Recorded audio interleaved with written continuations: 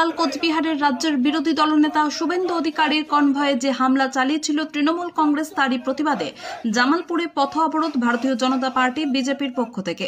গতকাল কোচবিহারের রাজ্যের বিরোধী দলনেতা শুভেন্দু অধিকারীর কনভয়ের গাড়ির কাঁচ ও শুভেন্দু অধিকারীর নিরাপত্তা রক্ষীরাও গাড়ির কাছে হামলা চালিয়ে ভেঙে দিয়েছিল তৃণমূলের দুষ্কৃতী বাহিনী। তারই প্রতিবাদে আজ জামালপুর ব্লকে ভারতীয় জনতা পার্টি বিজেপির পক্ষ থেকে পথ অবরোধ করা হলো। উপস্থিত ছিলেন প্রধান চন্দ্র পাল প্রমুখ নেতৃত্ববৃন্দ।